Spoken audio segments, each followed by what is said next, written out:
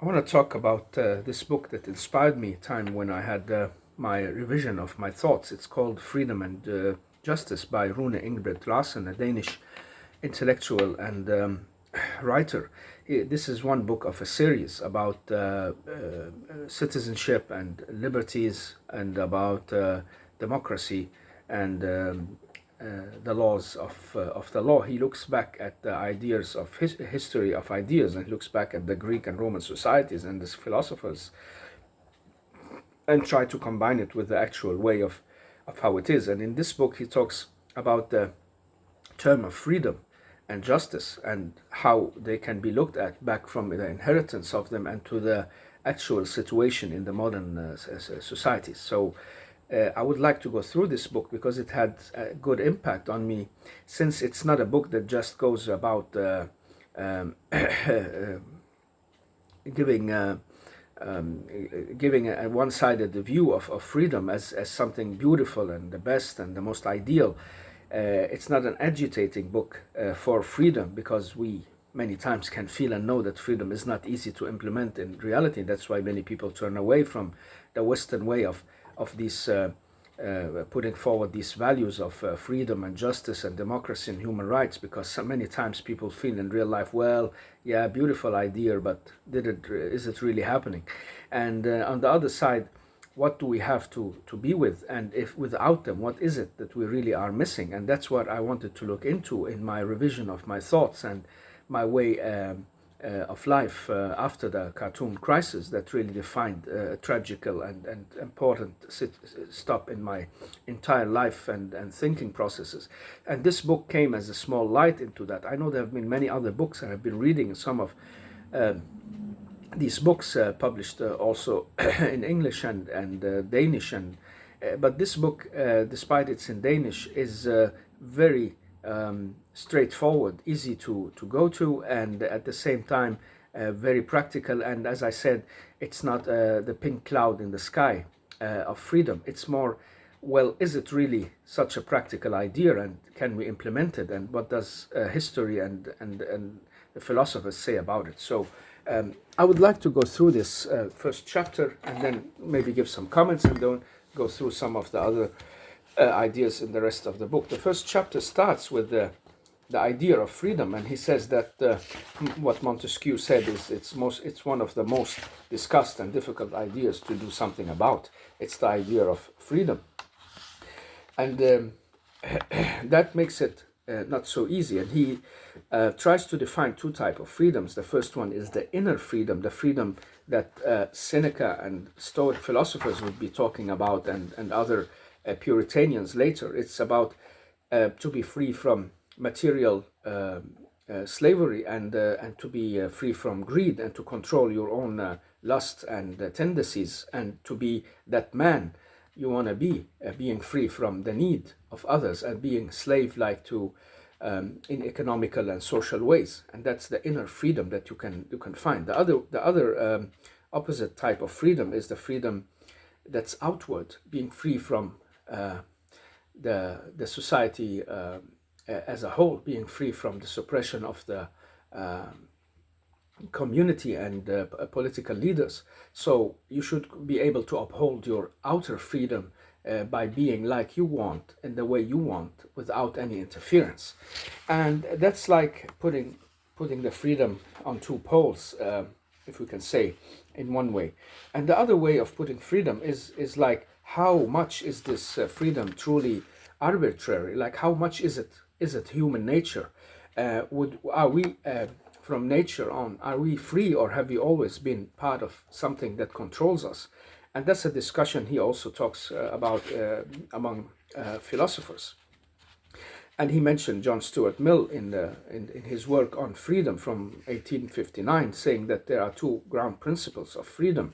The first one is the freedom that is, in a way, the negative freedom that doesn't touches anyone else but yourself. It's the freedom where you can be free of any kind of interference, and you can be passive, and you have no obligations. And so the other type of freedom is the freedom that says that we are responsible to the collective, we are responsible to society, and and our freedom has to be used actively to protect and serve the interest of the whole.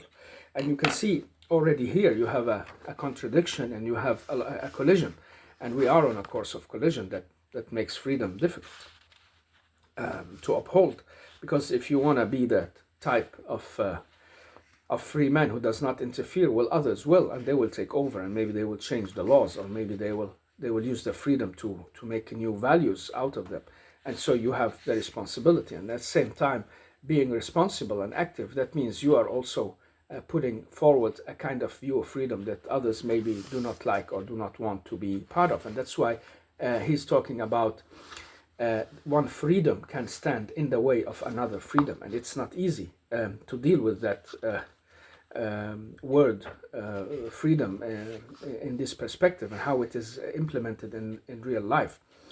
So that's why it's a difficult and not so easy issue, and it can be clouded by a lot of political actions. He goes back and mentioned that these philosophers who talked about being free from the lust and your inner self, and being that free man that's not a slave to money or to people or to goods he wanna achieve or positions. Being free of that is the true freedom, and that's a kind of spiritual freedom. And he says it's very strange that some of them, if you look at Seneca or Marcus Aurelius or somebody like that, they would have been living in societies where freedom has been used very much as a tool of separating people, like you had in the Roman society. The Emperor Nero, who was very, very much like deciding everything for himself and taking the freedoms wherever he liked, however he liked. And you had the times of the persecution of the Christians, and how was freedom implemented at that point, and for who? So it wasn't the freedom that measured everyone, and the same goes when you go back to the Greek society. It was a kind of limited freedom everybody understood, but they saw it as the wider limits of freedom. It's the freedom for a certain society or type of families, or people who are not from the outside of Rome, or not part of a slave convoy. So all these were not included in the freedom as the others. They were limited, and they were not given out to these kind of people. And so it was a different type of society. And how does that reflect on today? That's a very, very, very good like look into the idea of freedom, and it makes you aware, it makes you conscious that, well, our freedoms are maybe not such a beautiful thing as they look on paper. And that's what he goes about mentioning here in this book. It's about the limits of freedom, and is it a nature right? Is it something people just has from the birthright, and that they need to give up in order to live together and get protection? Because the problem with freedom is you cannot go by on your own. You need to be in a collective at the same time. You need to have friends and family, and you need to have maybe something to defend yourself with, and you need to distribute what you have of production and get something in return, and all that needs collaboration and cooperation. And that's why people, they give up some of their freedom in return for protection. That's the idea with the kings and kingships anyway, that you give the land and the powers of the soldiers to that king and his men, and the barons and the feudal owners, in return for security and basic needs, and return for you get a limited freedom, but you get security. So the boundaries between freedom and security is also one of the issues that is in this book, one of the most popular one. And if you go to the extreme, you can say that do what you like is that motto for the total freedom that people want. Do whatever you like, whenever you like it, however you like it. That's the ultimate freedom, and that's maybe what we are yearning for, and we really like as humans, to get as much of that as possible. And if we can be close to those who make the laws and can get away from doing what we like, and despite others are restricted, that would be beautiful. But here comes what he calls the social contract, and that's the idea of Rousseau, and was taken up by the French Revolution later and by other philosophers, that you go into a kind of contract in society with some people with power, or give them the power, and so you hand out part of your freedom for these people so they can act on your behalf, and they can be the rulers on your behalf, because you need it. You cannot stand alone. You have to be able to defend that freedom you have, so you give part of it away, and maybe you give too much or too little, and that's what it's all about in what's called democracies and open societies, as Karl Popper would mention it, that you are actually limiting the freedom because you want to protect the freedom. So that's a paradox, and that's a big problem, and that's what Karl Popper has been trying to deal with in his very, very beautiful book, one of the books that also inspired me very, very much, that you have the poles of unlimited freedoms, and on the other side you have the very limited freedom, that, or maybe taken away freedom from you in totally, so you only have the name back, and that's where we are shifting in people's lives and histories. We are shifting between these two types of freedoms, and so he says here that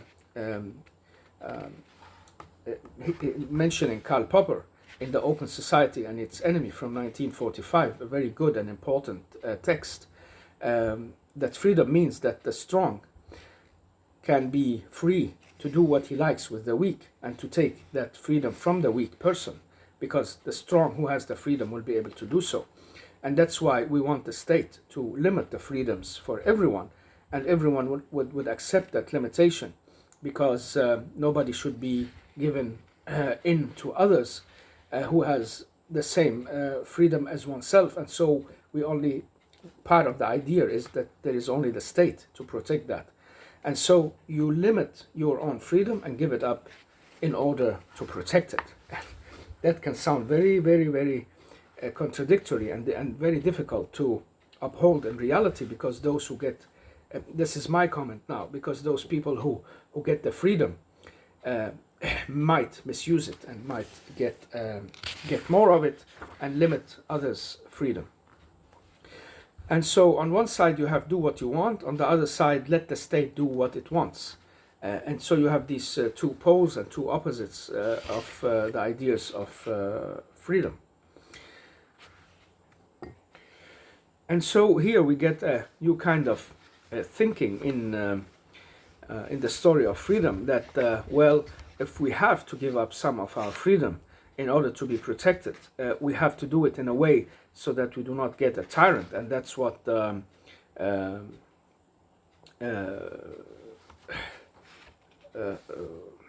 John Locke and before him Thomas Hobbes has been talking about.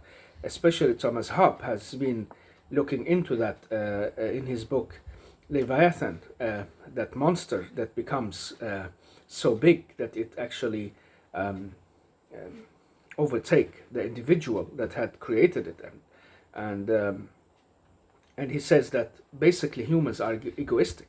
So whenever we can get away with it, we want as much freedom as we can, and we want to get rid of any rules that's controlling us as we can. So basically we do not like the states, and we do not like, not the states, we do not like state, we do not like control, and we don't like somebody telling us what to do. That's the nature of man and humans.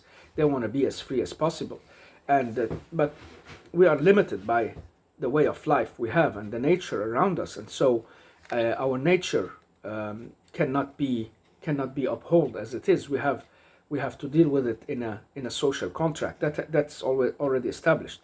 But to build on that, they say, if you give your freedom up in that social contract or in any kind of life to get protection.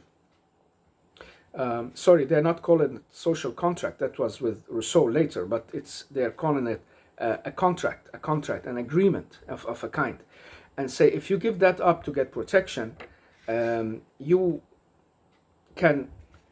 are actually saying might is right, and you're actually saying, well, I gave you my liberty and my freedom to some extent, use it, and that other guy who's also egoistic are gonna use it fully and potentially, and it's going to become corrupt. And that's why they say power is per se corrupting. And so this idea from Thomas Hobbes is followed up by John Locke, who also says that you cannot give up your right like that, because when you're doing that, you are putting yourself in a new kind of non-liberal situation. But you will give up your liberty. You will give up that liberty because you want to protect yourself from aggression and wars, and that's what comes out of it. And so later on, we get philosophers like Montesquieu in the Spirit of the Laws in 1748, trying to divide this power up and say, okay, if we are in the state of nature and we have to give up our liberties and we have to be part of something in order to ensure that nature of ours, that freedom of ours, we have not to give the power up to one source and one man or one type of ruler. We have to divide it. We can maybe divide it in 3 or 4, and there comes the idea of dividing the laws up into like the executing and the parliament that makes the laws, and then the court of law that actually judges and hands out regulations and hands out what's right and wrong. And so you have an executing force that's out doing what's in the people's interest, and then you have the legislating part in parliament that's on behalf of the people or the chosen people on behalf of others, and the society is going to make the laws, and then you have the courts of law that's going to uphold it and make sure that nobody do something out of order. And so that's what happens both with Montesquieu and then Rousseau. From almost the same time, 1712 and to 1778. In 1755 he writes that book where he talks about the nature state of humans, and he wants to go more back to that, and that we had, this is the optimal way of looking at it, that people has to go back and agree on the contract of society, and that means that if people don't want anymore, they can annihilate and they can go out of it. And that's basically what it's all about. And both Locke, John Locke and Rousseau, they say this, and they say, well, whatever has been agreed on can be unagreed on. And if you go into a social contract with your society to give out some of your freedom and power for protection, and it doesn't help and you don't like it anymore, you are just as free to leave as anyone else. That's the basic idea of freedom, that you can leave, you can turn your back to that, you can say, I'm not part of it, I don't like it. This is very, very beautiful and central idea for the nature state of how we are as humans. But the problem many times is how to do that and where to go, and do you find any alternatives, and that's a total different discussion. So this was the first chapter of the book of Engelbrecht Larsen, Freedom and